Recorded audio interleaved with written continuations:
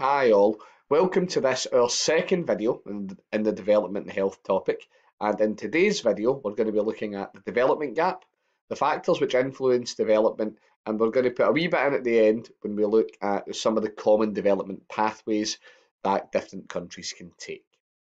Now to start us off, what is the development gap? Now, a couple of things just to kind of establish. Now, it is generally accepted that the most developed nations are continuing to develop at a rate that is faster than the rate of development of the least developed nations, and this creates the gap. It creates the divide. It's the kind of classic, rich get rich but poorer getting poorer thing.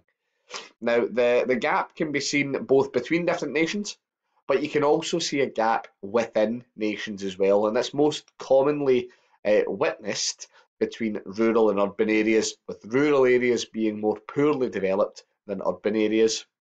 Now, there's a bunch of different reasons why we can see this, and we're going to look at a couple of the different reasons, and we can categorise them broadly into physical and human factors. So first, what are the physical factors? Now, a lot of this will be really kind of straightforward and almost seem very, very obvious. So, we're looking at climate. Is a country too hot, too cold, too wet, too dry? Now, a lot of this will be talking about it with reference to agriculture. Is a country suitable to grow enough food to support its society in a larger scale? We're not talking about, do you have enough or good enough weather to have a small farm? We're talking about, do you have good enough consistent weather and a consistent climate that is actually suitable for large-scale agriculture? So you can then support your own population, but you can also then look to sell excess food to other areas. Now, relief and drainage, comes into similar things. If a country is particularly mountainous, it presents significant issues with developing that area. If you've got a very, very fertile drainage basin, it presents a significant boost to the development of a nation.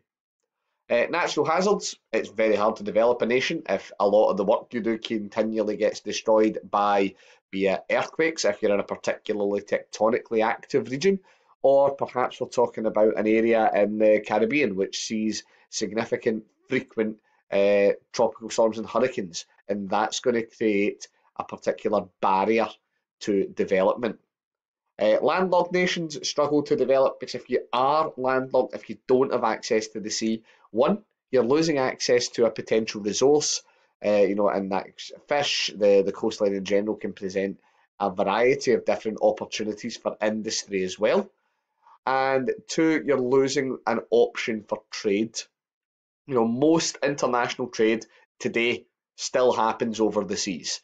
Yes, there's air freight and stuff like that is certainly a thing, and you've got large amounts of road freight as well, but the seas carry the vast majority of the goods that are traded globally. So if you don't have access to that, or if you need to pay tariffs to carry your goods into another nation to get them onto a port to then transport them to your market, then that's going to mean development is more challenging. It's going to mean it's harder for you to actually get stuff traded, and thus it's going to slow down your rate of development. Natural resources as well, the really common one here, oil. If you have access to oil, it's a huge boost to your development.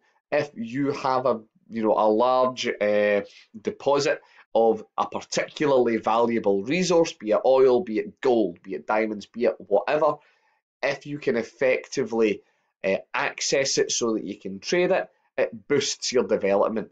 And obviously the reverse is true, that if you don't have access to any of these things, particularly if it's commodities that are required, like oil, you need to pay to get them, and that presents a barrier to development. Human factors, historical development. If you are somewhere that has been a colony, particularly, that tends to be a negative influence in development, as you'll have a lot of different places where you may find that the country that colonised you basically took a lot of the resources that the country had, and as such it might be a barrier to development, or it could be a benefit if you are looking at a country that was a colony but has subsequently seen lots of support from the nation that did colonise it, then it could be a boost. It really comes down to what influence and what tact the colonizing country, which would tend to be more developed, has had with the country that it took over. Has it tried to help or hinder? Politics, if you're in a politically stable nation, it tends to develop faster. If you've got a country where the political structure is one that involves people and they're happy with it, so you don't have particularly high instances of people trying to overthrow governments and what have you, you tend to find development is a lot more stable. Conflict, if you have a lot of warfare, particularly if you've got large instances of civil war, you tend to find that you have got much slower development that's going to happen. If you're spending all of the resources that a country has on fighting a war against, be it an outside or an inside aggressor, or if you yourself are an aggressor in a conflict, you're not dedicating resources to driving on healthcare reform or education and all of these other things that would potentially drive progress and drive development. Economy, if you have got an economy that is, one, well linked globally, that's going to be a big driver to your development. If you look at the UK and London, one of the big things that London does is it gives you the UK huge links to the global economy. If you've got an economy that is more based in trading of goods, if you've got a very primitive economy, then that's going to be a drag. It's going to be a negative impact on your drive to develop. Society/demography. In here, we're really talking about what is the makeup of your society in terms of, do you have a very high dependency ratio? If you've got large numbers of either the very young or the very old who are depending on the working age population to support them, that's going to slow down development. If you flip that in its head and you've got a lower ratio of people depending on the working age population, then it means that you, as a nation, tend to have spare tax revenue to spend on development. Employment structure, it kind of goes back a little bit to what I was talking about with economy. If the vast majority of the people in your country are working in the primary sector, so if they're working in farming, fishing, forestry, jobs that take raw natural resources from the land, tend to have a less developed nation and a less developed economy. If you've got people who are more employed in the tertiary sector, which is things like the service sector, the financial sector, things like that, then it means that you tend to have a more developed economy and a more developed country behind it. Clean water I've kind of thrown in here as a bit of a catch-all. If you've got access to the basics, clean water, a good reliable food chain, things like that, it means your country is healthier. This is the kind of the man-made side of the physical factors. If you can artificially make sure people have their basic needs met, it means your country is more developed because people need to spend less time meeting their own basic needs. Now, change, how do we see change happen, and what are some of the current or the common, pathways for change? Now, this is a really big table, which you will get to see all of, because obviously I'll provide you this without my face. Actually, let's just take my face out of the corner. So this is Rostow's theory of industrial development. And you can see you've got 5 different stages that range from the traditional society, preconditions for takeoff, industrial takeoff, the drive to maturity, and then the age of mass consumption. And then we can split those down into what are the impacts that it has on an economy, a society, what is political power in the area, and largely speaking, what are the values that we see in a nation in each of these stages. So if we look at a traditional society, we are going to be looking at a largely agricultural society with limited production of industrial goods. Society is going to be very hierarchical. There will be a very clear line of who is at the top. And that will be defined very commonly by your family's background and history. You're talking almost monarchical societies. Political power will be regional. It will be people who own land, have got a lot of the influence, and own a lot of the or have a lot of the say in how things are ran. And it tends to be a society that resists change, and they focus on old traditional values. We do things here because that's the way we've always done them. As we move into stage 2, we start to find that agriculture is possibly becoming more efficient. So we've got a surplus of agricultural goods and we've got a surplus of capital. This will a lot of the time be due to an expansion of trade and manufacturing. People have got more money so that they can be more efficient with the rest of their time and the rest of their work. We'll start to see a commercial class emerging. So you start to see the emergence of merchants and traders, people whose sole job becomes buying and selling things, not making them. This again would start to also tie into the centralisation of a national government.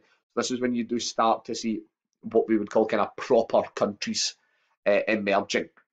And again, you start to see people are getting a spirit of progress and they start to see things getting better and they want to drive that onwards.